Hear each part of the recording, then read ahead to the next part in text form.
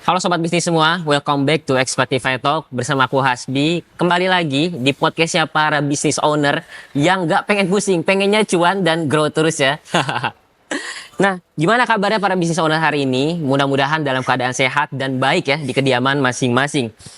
Ngomongin soal bisnis, apalagi online, ada satu hal aspek yang sering banget bikin para business owner itu geleng-geleng kepala, pusing tujuh keliling. Apa itu? Betul banget, logistik dan fulfillment. Bener gak sih? Karena kita mulai pikirin tuh dari stoknya bagaimana. Lalu juga nanti misalnya salah kirim. Nanti juga pusing mikirin packingnya. Juga nanti gimana sampai drama di ekspedisinya. Barang telat sampai customer nanti bete. Nanti ngasih review jelek di marketplace. Wah udah kacau pokoknya ya. Dan padahal urusan logistik ini adalah salah satu urusan yang sangat vital banget dan penting banget ya. Nah, untuk membahas hal itu semua, kita kedatangan tamu spesial. Bukan kedatangan lagi ya, kita bahkan datang nih. Karena saking spesialnya ke markasnya tamu kita pada siang hari ini. Mereka jago banget di bidang ini, di bidang fulfillment dan logistik. Dan langsung saja kita sambut, di samping kita ada Mas Syarif dari Ethics. Halo Mas, tepuk tangan online dulu dong semua. Boleh. Halo Mas. Halo Mas, selamat datang di Expertify Talk. Terima kasih banyak nih udah menyempatkan waktunya untuk bisa hadir pada kesempatan kali ini. Nah Mas, mungkin sebelum teman-teman kita bahas nanti ke materi intinya, boleh dong Mas Syarif dijelaskan dulu. Mas Syarif saat ini di Ethics tuh kesibukannya seperti apa, dan ini kita lihat kayaknya kondisinya lagi di banyak packingan, banyak kardus. Boleh dong Mas kira-kira dijelasin kita ada di mana juga sih ini sekarang? Siap. Sebelumnya thank you banget tim Spotify udah mampir ke gudang Ethics. Jadi kita lagi ada di salah satu gudang Ethics di Kelapa Gading, Jakarta. Kalau kesibukan sih basic sih Mas, bantuin klien-klien brand partner kita kan. Karena kan kita fokus untuk operasional logistik brand partner kita.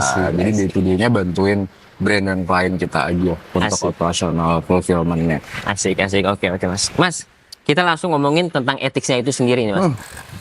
Ketika ngomongin ethics itu berdiri kapan sih Mas? Dan juga biasanya kan kalau suatu bisnis, suatu jasa itu timbul dari atau datang dari suatu permasalahan gitu kan. Ngelihat suatu permasalahan, pengen ngebantu di satu titik gitu. Nah, ethics itu datang dari permasalahan apa sih Mas? Sehingga akhirnya muncul nih ide untuk oke, kita mau bangun bisnis ini. Oke. Kalau as a historinya kita sebenarnya udah berdiri dari 2019-an. Baru establish di 2022. Ethics.id ini kan core bisnis kita kalau ngomongin blueprint bisnis ya. Itu kan kita ada 3 ya Mas. Operational management, technology management, dan distribution management. Jadi kita mostly Ethics.id ini kita berdiri 2022-2023. Kita memang fokus untuk ke fulfillment warehousing. Jadi kita bantu brand-brand atau businesses yang punya kendala atau masalah di operasionalnya, si operasional logistik gitu. Oke, I see. Berarti tadi untuk ketika ada masalah di operasional logistik, Ethics mau bantu di sana untuk para bisnis-bisnis owner, brand-brand owner di Indonesia ya. Nah, ngomongin masalah juga nih Mas, sebetulnya kesalahan umum apa sih yang memang mungkin biasanya terjadi di para business owner di Indonesia, brand-brand yang ada di Indonesia, spesifik lagi tentang permasalahan yang ada mungkin di bidang logistik dan fulfillment? Tuh, kalau ngomongin masalah, karena kita lihat sekarang trennya kan banyak bisnis yang sekarang merambah ke e-commerce marketplace kan. Jadi mostly memang masalah nyata yang sering kita dapat dari beberapa brand partner kita tuh keteteran untuk ngurusin operasional logistiknya Mas. Karena kalau ngomongin bisnis itu kan kita ada 3. Kita ngomongin operasionalnya, kita ngomongin sales and marketingnya, dan produknya kan. Jadi memang rata-rata fokus ke sales marketingnya sampai ke operasionalnya itu keteteran. Jadi dari infrastruktur fulfillmentnya, infrastruktur operasionalnya itu keteteran. Jadi ketika fokusnya ke sales and marketing doang, jualan, tapi customer experience-nya jadi kendala nih. Telat pengirimannya, salah kirim produk. Nah, di situ biasanya sih masalah-masalah terkait operasional yang kita dapat dari beberapa brand partner kita. Oke. Dan tapi kan Mas, yang saya tahu nih ya, sebetulnya berarti eh, di luar sana juga gitu ya, banyak kayaknya yang karena kami di bidang ini gitu ya, Betul. ketemu partner-partner lain yang mungkin sejenis dengan ethics nih. Sebetulnya apa sih Mas yang membedakan ethics dengan mungkin fulfillment warehouse lainnya?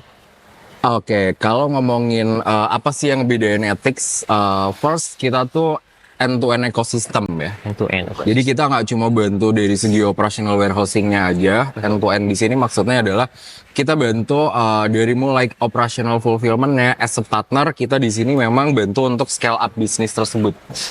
Jadi kita dari mulai data teknologinya, Oke. untuk proses monitor seluruh proses di gudang itu bisa dicek di monitor dashboard kita. Oke. Dan kita juga ada dashboard real time di mana kita provide untuk klien-klien kita itu scale up bisnisnya. Oke. Jadi bisa dicek proses monitoring fulfillment-nya, kemudian gimana sih best time untuk doing operational efisiennya itu seperti apa. Jadi kita memang act like a partner gitu. Jadi Karena kalau ngomongin ethics kan tagline kita juga take your e-commerce to the next level I gitu. see. Jadi yang ngebedain kita nggak cuma dibayar cuma oh ya udah nih pakai fulfillment kita packing order kelar. Ketika nanti bisnis drop, karena kalau ngomongin bisnis itu kan pasti fluktuatif ya, ups and down. Jadi kita di sini benar-benar act up as a partner, di mana kita pengen bareng sama brand-brand partner kita itu growing together, take your e-commerce to the next level. Gitu. I see. Jadi ethics ini justru nggak hanya berfokus cuma pada logistik dan fulfillment aja Mas, tapi justru Betul. jadi strategic partner juga untuk Betul. bisa scale up dari si Betul. bisnis-bisnis yang ada di Indonesia ini gitu Mas. Ya. Betul. Karena kita sekarang juga ada beberapa supporting bisnis kita. Jadi kita nggak cuma bantu operational fulfillment-nya aja, kita juga ada jaringan distribusi ethics. Jadi kita juga sediain untuk shipment-nya. Oke. Kita sediain juga untuk ada kita namanya laku trade dan laku store. Jadi itu untuk platform reseller dan untuk authorized distribute. Jadi kita juga bantu untuk distribute the product.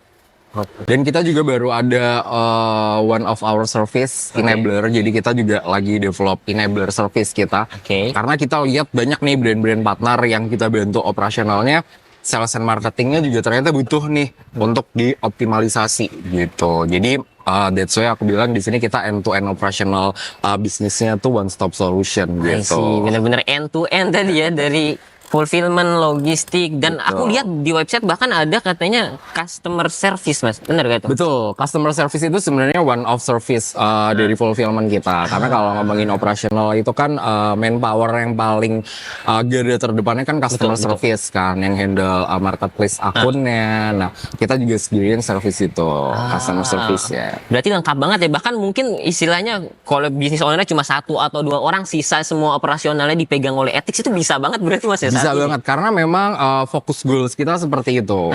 That's why yang aku bilang tadi kan daripada business owner ini dia develop sendiri infrastruktur operasionalnya, harus nge-hire manpower, nge-hire manager, beli aset, sewa gudang. Nah, kita coba di situ efisiensi, karena kalau ngomongin brand itu kan kita pengen efisiensi ya. Efisiensi itu kan indikatornya kita harus produktif.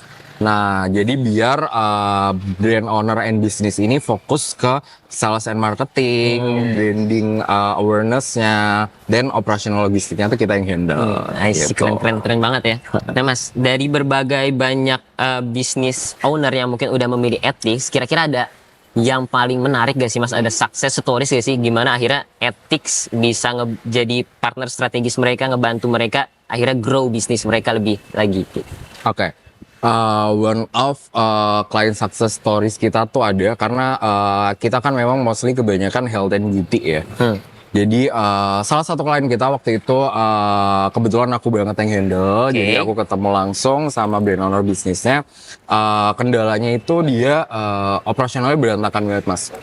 Jadi customer experience-nya bad banget. Padahal orderannya kencang banget, sehari itu bisa sekitar 200 sampai 300 order. Setelah kita coba bantu fulfill, kita bantu benerin, kita educate gimana sih operational logistik and fulfillment yang bener. Pakai kita 3 bulan tuh customer experience dari performa rating di tokonya mulai naik. Wow. Jadi mulai naik. Karena kalau ngomongin operasional itu kan korelasinya ke customer experience Yep, ya. yep. Jadi customer tuh sekarang pembeli Mas Rizky deh. Kalau misalkan beli di e-commerce kan kalau barangnya lama datang Betul, betul. atau barangnya salah datang kan kayak males dia beli di toko ini. Iya, iya, betul, Mas. Nah, kita coba solve the problem di situ. Makanya customer experience dari brand ini dia naik, orderannya bisa waktu itu 3 bulan kita review. Upsells performa tokonya udah naik jadi ke rating 5. Wah, Titik tinggi banget. 0 di TikTok waktu itu, sama penjualan naik sekitar 80% dari yang biasanya 200 sampai 300 itu sekarang udah di angka 1000 sampai 1500. Wah, keren-keren banget ya. Oke, mungkin tadi seperti yang Mas sebut ya, apalagi di era sekarang ya Mas, yang mana kecepatan itu jadi salah satu faktor yang penting Betul. banget. Bahkan mungkin bisa kita sebut fulfillment ya, pengiriman itu salah satu dari bagian produk itu sendiri ya Mas ya. Ketika Betul. padahal produk udah oke, udah semuanya lancar, tapi ketika pengirimannya telat aja sehari atau 2 hari gak sesuai dengan estimasi, langsung dropnya itu bener-bener lumayan tuh, drastis. ya, Mas, ya. Lumayan, karena kalau ngomongin operasional itu kan sebenarnya satu strategi bisnis yang benar-benar harus dipikirin kan. Jadi kita kalau ngomongin kecepatan, operasional, apalagi kalau yang penjualannya lewat marketplace, karena kan mostly sekarang bisnis itu kan merambah ke marketplace Shopee, Tokopedia, TikTok, itu kan SLA pengirimannya juga lumayan ketat ya. Jadi ketika kita tidak proses barang tersebut lebih dari 24 jam itu kan bakal lost order. Nah kalau lost order berarti lost revenue, nggak dapet fee-nya gitu. Oke. Nah Mas, dari pembicaraan kita sejauh ini ada satu hal yang kutangkap nih Mas. Biasanya kan para business owner tuh mikir bahwasanya fulfillment dan logistik itu mungkin hanya bagian dari cost center aja, mungkin bagian yang cuma ya makan biaya aja gitu. Tapi aku lihat dari pembicaraan yang sampai saat ini gitu ya, kok Ethics bisa sih punya pandangan bahwasanya fulfillment ini juga sebagai growth strategi juga, sebagai pendukung untuk kita lebih oke gitu. Kalau ngomongin cost center, kalau mau in-house build up sendiri, bangun gudang sendiri, sewa ruko sendiri, beli aset, sebenarnya itu kan juga cost ya. Nah, kita tuh di sini ethics cost efisiensi sih lebih tepatnya. Jadi ketika ngomongin cost, kalau mau in-house pun juga pasti ngeluarin cost. Betul, Nah, betul. kalau di ethics bedanya kita cost efisiensi. Jadi brand-brand partner itu nggak perlu lagi harus sewa gudang yang ngeluarin uang banyak banget, cukup pakai fulfillment kita aja, sharing warehouse, kemudian nggak perlu harus nge-hiring yang benar-benar logistik expert kan, karena kalau kita nge-hire operational team kita yang nggak tahu logistik, barang masuk, barang keluar, stok akurasi, itu kan juga jadi PR buat kita kan, nah gitu. Jadi Kang ngomongin cost center sih sebenarnya kita ke area lebih ke cost efisiensi gitu. Oke, justru dengan hal ini gitu ya, dengan efisiensi, dengan menekan apa ya. Jadi justru bisa ngebantu bisnis kita ya tadi ya. Kembali lagi Mas ke sana ya, ketika operasionalnya memang efisien, operasionalnya cepat, prosesnya juga sesuai dengan SLA dari si marketplace. Justru itu ngebangun brand kita lebih oke dan di pelanggan juga lebih senang dengan hal ini gitu ya Mas ya. Oke. Ketika kita ngomongin fulfillment dan logistik, dari para business owner kan pastinya pengennya untuk menekan ya sisi ini semaksimal mungkin gitu Mas, biar mungkin revenue mereka ya marginnya bisa biar lebih kelihatan gitu. Tapi sebetulnya apakah akan ada trade off Mas? Misalnya mereka memilih menekan semaksimal mungkin dengan ya salah satu contohnya memilih fulfillment center yang harganya mungkin di bawah gitu Mas, murah. Murah ya. Ethics ini kan kita bisnis as a service ya. Jadi kalau ngomongin jasa layanan tuh nih, saya mau nanya sama Mas Hasbi. Kalau ngomongin jasa layanan, Mas Hasbi, kalau boleh disuruh pilih 2 antara bagus, cepat dan murah, pilih apa Mas? Bagus, cepat, murah. Cepat Mas, cepat dan bagus. Cepat dan bagus. Iya, kalau pilih 2. Kalau cepat dan bagus itu kan pasti nggak mungkin murah. Betul. Ya kan, kalau bagus, kalau pilih bagus dan murah nggak mungkin cepat. Betul. Nah, sebenarnya itu iron triangle dari jasa layanan sih. Nah, makanya kalau ketika kita ngomongin lebih pilih fulfillment yang murah, itu kan pasti bakal ada trade off-nya. Kayak misalkan SLA pengirimannya, akurasinya gimana. Justru nggak makin efisien, tapi malah bikin jadi problem kendala lagi kan. Jadi makanya Kalau pilih di antara ketiga triangle tadi itu antara bagus, cepat dan murah, tergantung mau pilih yang mana. Kalau mau pilih bagus dan murah, nggak mungkin cepat. Kalau mau pilih cepat dan bagus, nggak mungkin murah. Sebenarnya itu aja sih, gitu. Jadi trade-off-nya mungkin ya nggak bisa diandelin kalau mau pilih yang murah, tapi nggak bagus, tapi nggak cepat. Jatuhnya lari lagi ke berdampak ke customer experience-nya kan, gitu. Justru ini berdampak kalau misalnya cuma ngandalin tadi ya pengen cepatnya doang mas ya, mungkin nanti tadi ya mungkin ada problem di sisi pengirimannya yang akhirnya justru bisa berdampak lebih panjang gitu mas, jangka panjangnya ya marketplace-nya ya ratingnya turun, akhirnya ordernya jadi turun dan semuanya jadi ribet gitu mas. Nah, nangkep kan sekarang Mas Evi. Jadi that's why kita di sini bangun ekosistem ethics. Kita tuh pengen memang ngebantu brand-brand bisnis yang punya kendala seperti itu Mas. Jadi operasionalnya dari mulai performa rating tokonya karena operasional logistiknya keteteran, telat, salah kirim produk. Apalagi kalau misalkan ngomongin brand bisnis health and beauty itu kan SKU-nya banyak banget kan. Betul banget, ya. Nah, kita coba trying to be the solution untuk masalah-masalah tersebut. Gitu. Quality first ya mas ya. Quality and best service. Best service, I see.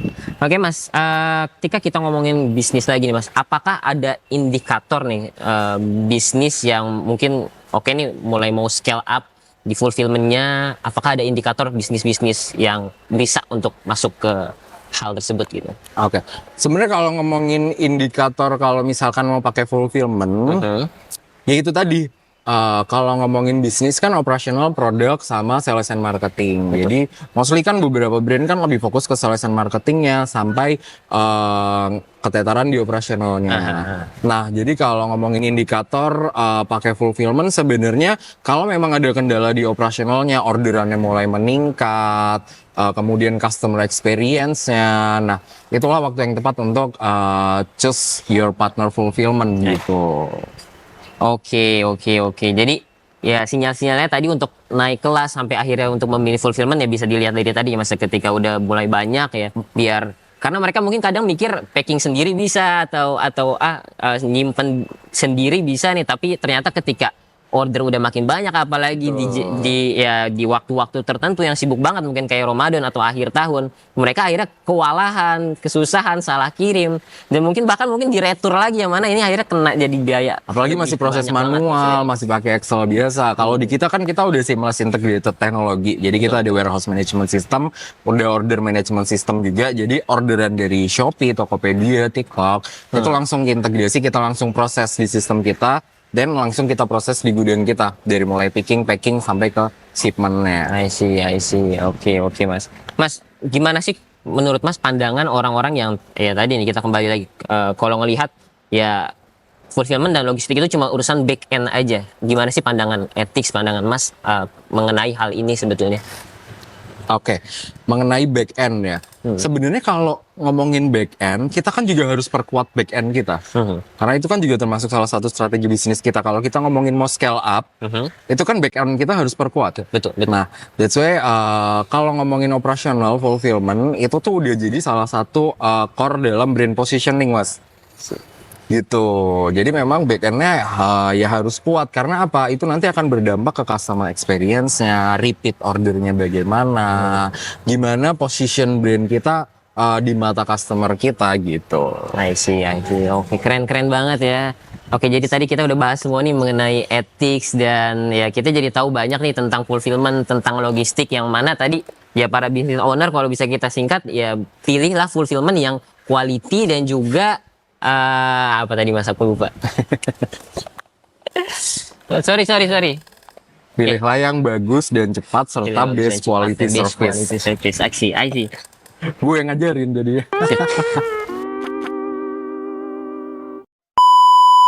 Gak kerasa ya teman-teman semua, kita udah ngebahas banyak banget tadi bareng ethics, bareng Mas Syarif, mulai dari logistik, fulfillment, bahkan tadi berbagai hal ya yang terkait logistik gitu ya. Dan ya kalau kita bisa memilih gitu buat para business owner, jangan cuma pilih yang tadi yang hanya murah gitu ya, tapi pilih yang cepat, bagus, best quality first, dan ethics itu kayaknya punya itu semua mas ya. Yes. Ngebantu banget ya, nggak hanya cuma apa ya, fulfillment itu gak cuma back end aja teman-teman, tapi itu juga jadi salah satu hal fundamental yang akhirnya nanti ngebantu bisnis kita untuk bisa growth ke depannya gitu ya. Nah baik Mas, gak kerasa udah sampai tahap ini Mas ya. Kira-kira mungkin ada final statement gak ya Mas buat teman-teman kita, buat para business owner yang lagi nonton podcast ini? Oke, mungkin kalau final statement tuh first kalau ngomongin blueprint bisnis kan kita harus fokus ke sales and marketing, operational, sama product research and development gimana. Jadi jangan cuma fokus ke sales and marketingnya aja, kita juga harus paying attention ke operational logistiknya itu bagaimana. Jadi gimana customer experience itu bisa kita grab sehingga customer itu nggak lari ke kompetitor lain, tetap keeping good service kita dengan operasional kita.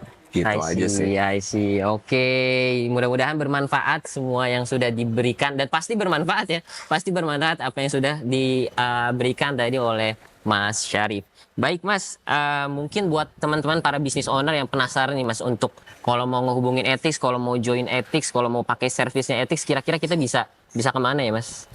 Eh, Bisa kontak ke WhatsApp kita, bisa juga ke Instagram kita, ataupun datang langsung ke gudang kita. Kita ada 5 titik lokasi gudang. Oke. Jadi kita gudang ada di Jakarta 2, ada di Surabaya 1, ada di Medan 1, di Makassar 1.